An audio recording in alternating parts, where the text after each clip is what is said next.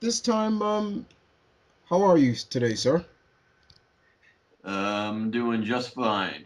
I'm doing great. Okay. So the first three questions are mainly, as always, the questions I ask all the members. The first question is your name, sir. Um, how did you come up with the name, and is it mean anything to you? The name thing is kind of complicated. Basically, fwwaller. That's basically my fwwaller is my first is my last. Well, Waller is my last name. My first name is Ian, but the FW is the initials for my dad, and his account is what I mostly use for all the things that I make accounts for because I just instinctively use his initials all the time. I don't use mine mainly because whenever they ask for my age on all these things, I was usually too young to give my own. So I just make up a birth date and I just use my dad's initials and stuff. I mean, I don't pay it's not that I'm buying stuff, it's just that, so I can access things. Okay. And And wait, I'm not quite done. okay, I I started I started back on YouTube back in like 2006, and I just never really thought of changing it for some reason. okay. Yeah, that's usually what I do. Is like whenever I just make an account on a video website um like Dailymotion or YouTube, that's just what I use instinctively. I've just been using the name FW Waller for a long time now. Fair enough. Fair enough indeed. Uh, Next question once again is, do you remember your first video you actually uploaded on YouTube? Yes, I do. It was it was really nothing special actually. It was just me dressing up uh, in a silly looking creature outfit and basically saying that it was my first video. And is that video still up to the day? Yes, it is. All right. Now, I've heard from your friend and your leader, Chris, very nice guy, that you are a huge rock heavy metal fan. Is that true? Oh yes, that is very true. Your favorite band? My all-time favorite heavy metal band is without a doubt Judas Priest. Rob Halford, baby. Living after midnight. Rockin' to. Okay, sorry. No, you can go on and sing it. That would have been fine. Breaking the law, breaking the law. All right. But yeah, I have a whole bunch of other favorite bands. I'm always, but just because I'm a big headbanger and I'm a heavy metal fan, that doesn't mean I'm not closed minded to all other music genres. I can enjoy music from most other genres. Really, I'm not an elitist Mhm. by any means. Oh, most definitely. I'm not saying that at all. Um, and also hear that you're a big horror fan, and I really wanted to get into horror with you as well. From Chris, he's told me a lot about you're a huge horror fan, but you're more of a old school horror fan. You're not really big into the gore fest that is out now. Is that true? Yeah, pretty much. Well, the thing about that is that I don't mind I don't really mind gore and stuff in movies. It's just that the way I see it, if a movie can't really provide me with decent characters and a decent storyline or plot, then I guess the least it can do is just provide me with some fan service, show some nudity and show some blood and guts, and I'll be happy enough. Okay. But the thing is though, when it shoves all the gore in your face, but at the same time it tries to tell you a serious story, that's sort of what I have a problem with when it gets too gratuitous, where it's like, okay, are you trying to be exploitation or are you trying to be, actual serious decent cinema? Like make up your mind. Okay.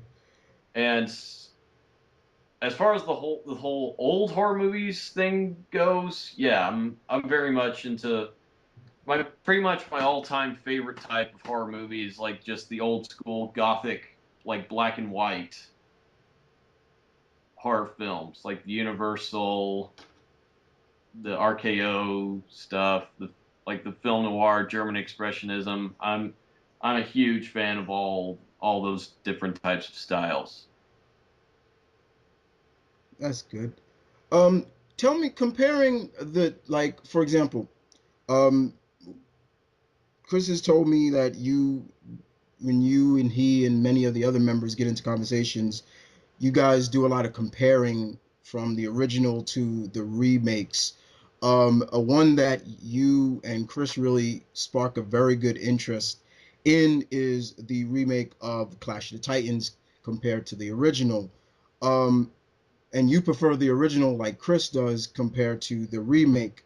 Um, I would love to hear your overall really feelings on the reboot that Sam Worthington was in and everything like that. So can you go into detail about that? Well, the thing about the original Clash of the Titans, it's a great movie, but I kind of feel like just like the original Conan movie with Arnold's, I kind of feel like the plot and the characters are a little bit they're not very well done, but pretty much everything else in the movie just totally completely more than makes up for it because the stop motion effects by Ray Harryhausen, God rest his soul, are unbelievably beautiful, and the movie has a very charming sort of kid-friendly adventure type feel to it. It's a joyful movie to watch, and plus, there are a couple of really good actors in there because you got Burgess Meredith and you have Sir Laurence Olivier playing Zeus. Mm-hmm. So that gives it that gives it a lot of class to go on. I'm not saying it's a perfect movie, but it's definitely a really enjoyable, really entertaining one. It has a lot of charm. The remake, in my opinion, really captured none of that because, for one thing, it was way too quickly paced, and it seemed like it was trying way too hard to be, gritty and dark, and it seemed like it was trying to emulate like the God of War games or something, except without all the blood and gore and tits and crap like that. It just completely lost all the charm and the it lost everything that made the original movie great. And plus, all the creatures and monsters and all the effects were all CGI, and I'm very opposed to CGI, especially when it's used to excess like it is in movies like that. Okay. And is there any been any remake that you actually enjoyed, or is it just that you're kind of like very iffy on all of them? I'm not opposed to the idea of remakes. I like it when a remake encapsulates the same feeling as the original, but it does its own thing. The Dawn of the Dead remake, it captures everything that made the original great, but it completely does its own thing. Same goes with the King Kong remake that Peter Jackson did. Same goes with John Carpenter's remake of The Thing, or David Cronenberg's remake of The Fly. Those are some of the best remakes ever, in my opinion. Okay. Did you see the I mean, when if a remake is done, if a remake is done in order to make it a good movie, rather than just being done because of the name recognition, that'll obviously rake in a whole bunch of cash, then that's that's what I like more. But go on with what were you about? Go ahead and ask me what you were going to ask. Well, the next question I was going to ask you was I was going to go towards are you are a gamer by choice, I must say. So I know you have a whole slew of Oh games that you would yes, like to talk about. oh yes, absolutely. So I was really going to get into games with you. The first system I remember owning was a Super Nintendo. And how was that? It was glorious. Can you recall the first game you played for the Super NES? The first game I remember playing, I think like the earliest game that I can remember is Contra 3. And I remember playing that with my brothers, and I remember getting to the end of the first stage, and that giant turtle boss just appeared out of nowhere, and that used to scare the shit out of me. I had a few other games for the Super Nintendo. I had Super Metroid, I had Mega Man X, I had Super Castlevania 4, and I had Super Mario World. Okay. All those games left a huge impact on me, Uh, especially, especially Castlevania. have you played any of the recent Castlevanias? Speaking of which, I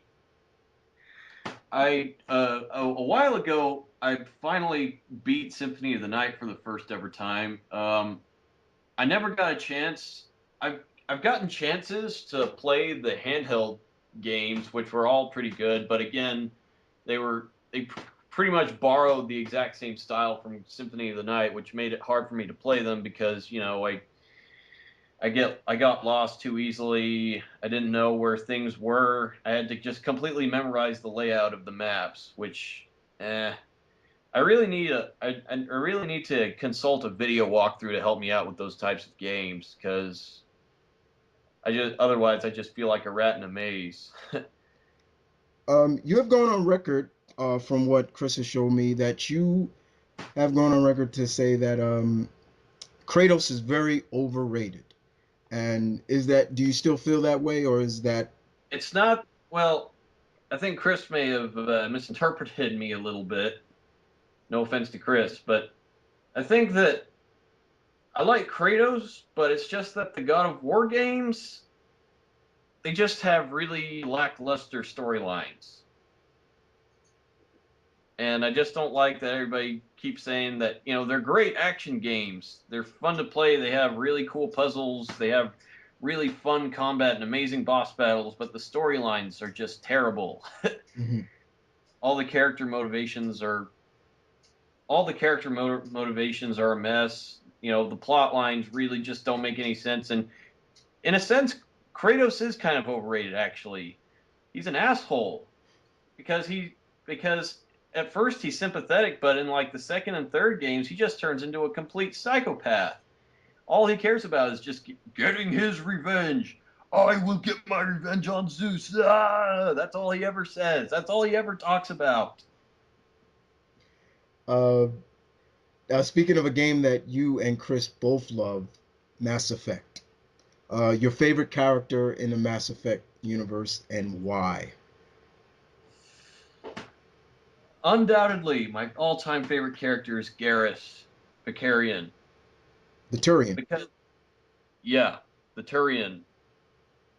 And it's funny because in the first game, whenever I played the first game, Garrus was my least favorite character because he was whiny. Garrus was such a whiner because, I can't, whenever you talk to him, whenever he and Shepard talked, all he kept going on about was, Shepard, I really get the sense that we won't catch Saren. He's got those damn gets. Wah, wah, wah, wah, wah, wah, wah, wah, wah. And in the second and third games, he finally learned to relax a little bit, and he turned into an awesome character. Like, he was funny, he was laid back, he was relaxed, but, like, he was still flat. He was still tragic and flawed, like he was in the first game. But they managed to do it in a way that that didn't make him come off as just being unbearable. Like they made you understand all the trouble he was going through. Because like in the second game, he had a really bad past with his team that got killed by all the gangs on Omega because he had a team member that betrayed him. And you completely understand why he wanted to get revenge, but he didn't pester you with how bad he felt all the time, like he did in friggin' the first game. And in the second game, he had a whole bunch of inner turmoil going on because the Reapers were completely destroying his homeworld, which was again was understandable, but he didn't thrust it in your face.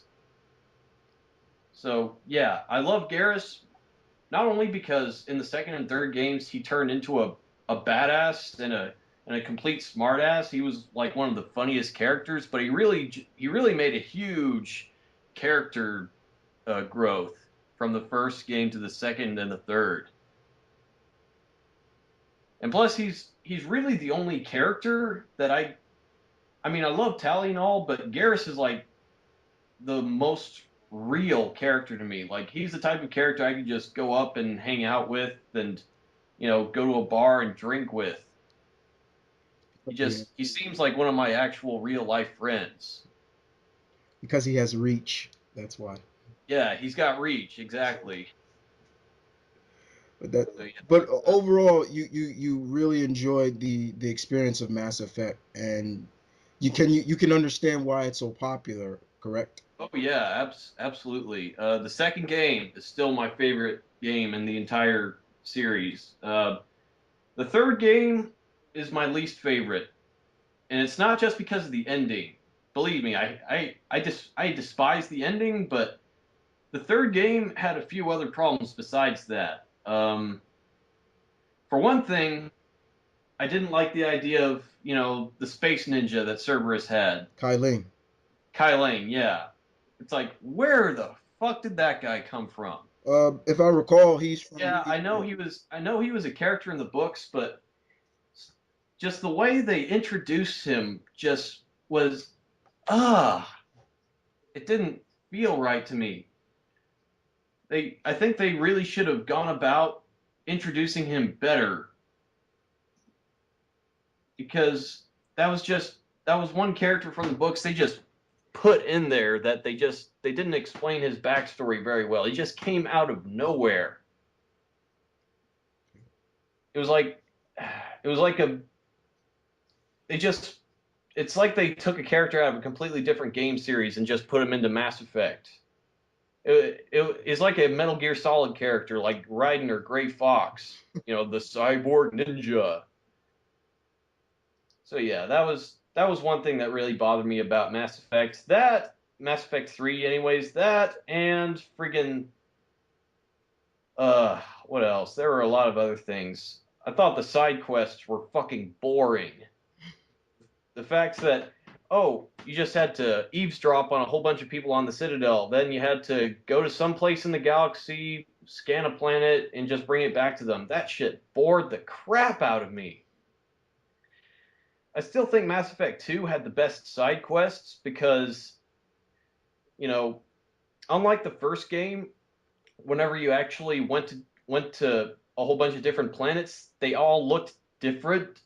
Because in the first game, whenever you did side quests that involved you traveling to different planets, all the planets looked exactly the same.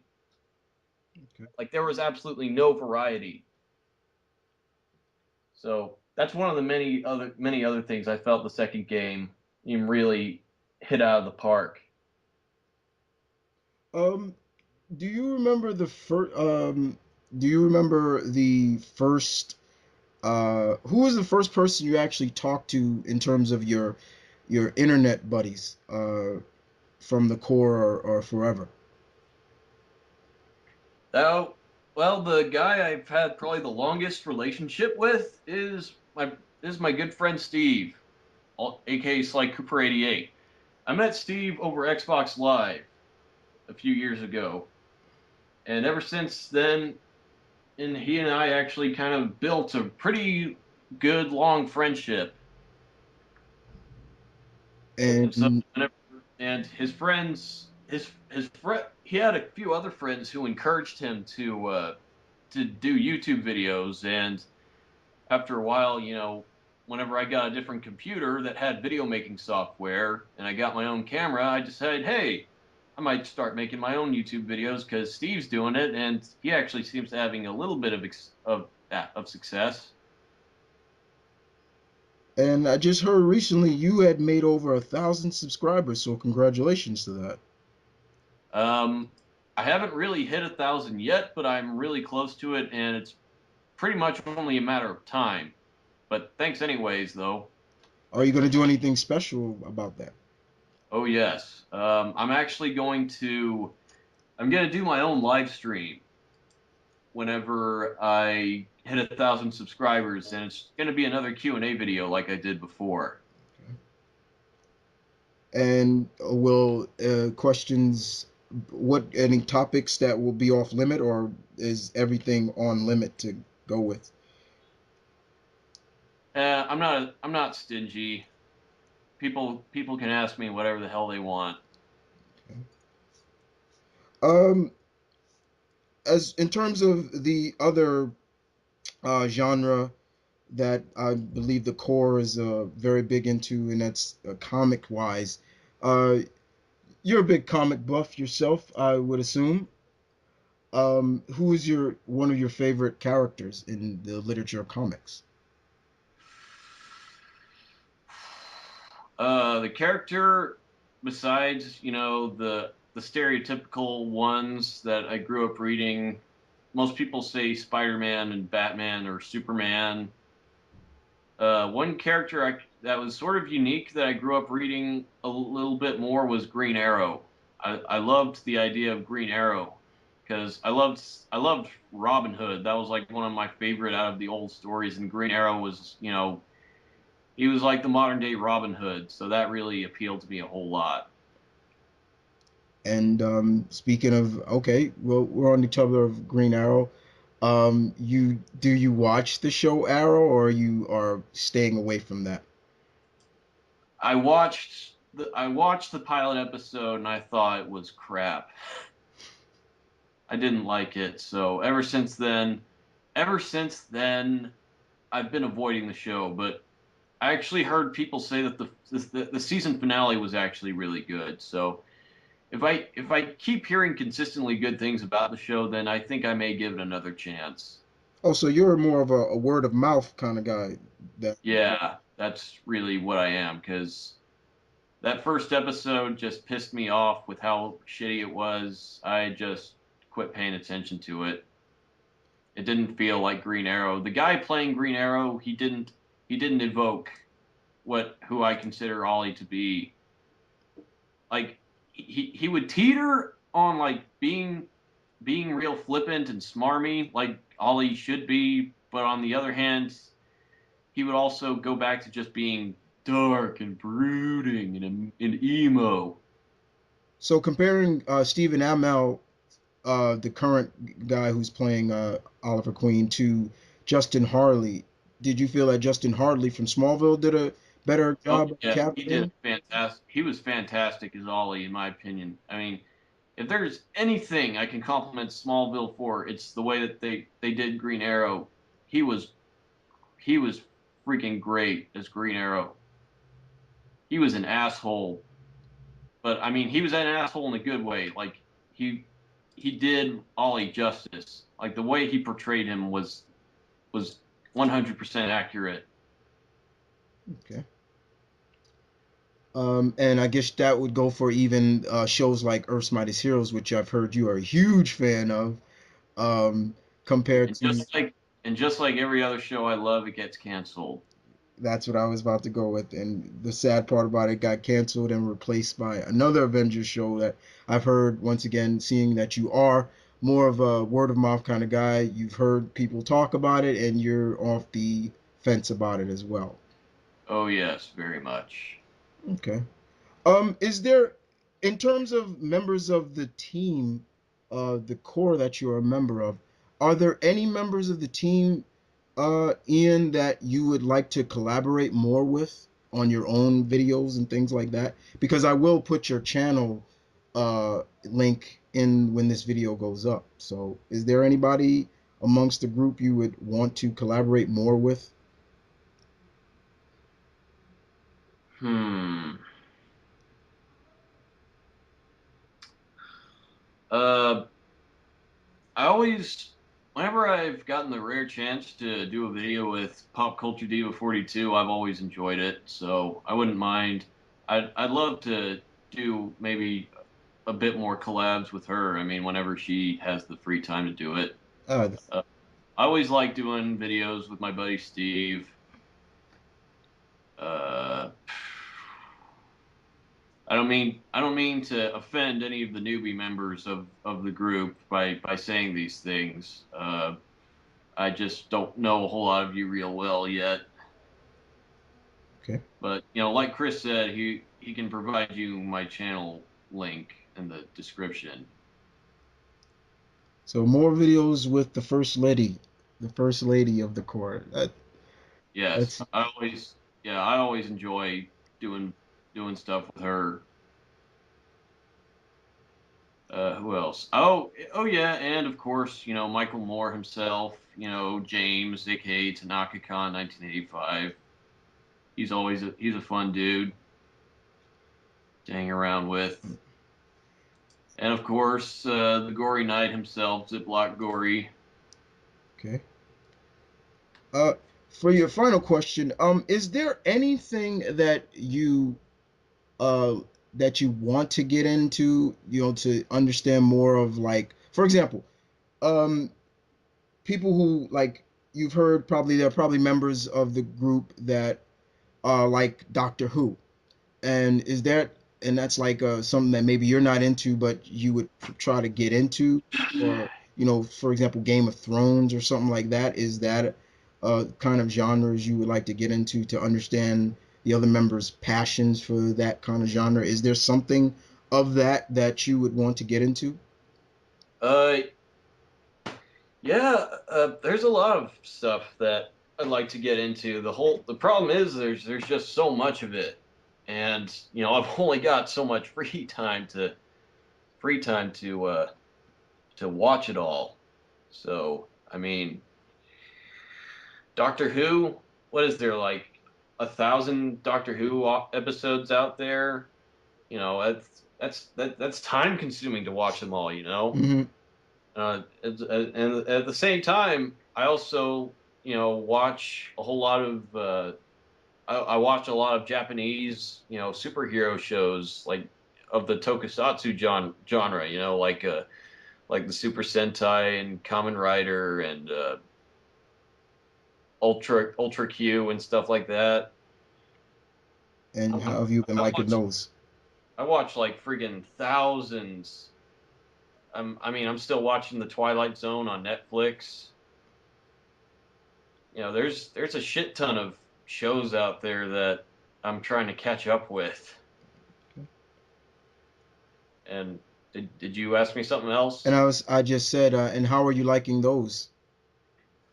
I've always been I've always been a massive fan of like the rubber suit genre. So I always have a ball with the Super Sentai and the Kamen Rider and the Ultraman stuff and anything else that's like that.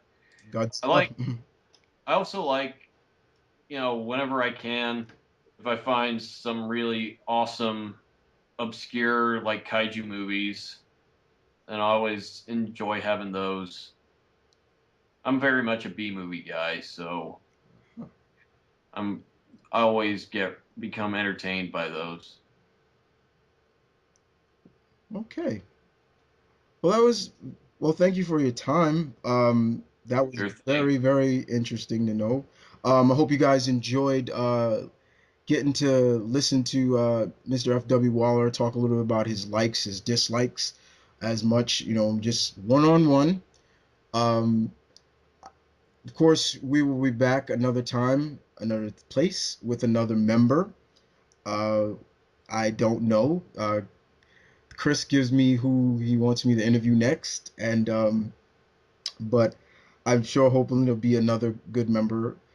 So I want to thank again Mr. F.W. Waller for coming on to chatting with me. Sure thing. Uh, is there any plans in the future besides the big Q&A? Will we see any more supervillains explored? Didn't think I knew Yes, that, but very much. And yeah, you'll see more supervillains explored. You'll see more really bad. You'll see more badass movie reviews from me. I mean, if I can think of those movie reviews are really time consuming for me to do, but whenever I find the time for them, I'll do them.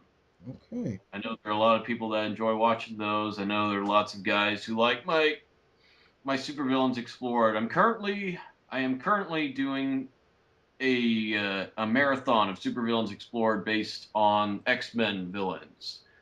I already uploaded my first video, which was about the Sentinels. Sentinels. Yeah, and right here, I'm announcing the next video I'm doing is actually about the character Proteus. Okay, you heard it here, people. He's gonna do Proteus. Yep, Kevin McTaggart. Okay. Well, we'll end that. Thanks once again, guys, for listening. And Chris, I will hand this over to Chris so he can upload it on the YouTubers Core channel. And but other than that, you guys take care. And once again, thank you, Mr. FW Waller. Rock on. Rock on, people. Rock on.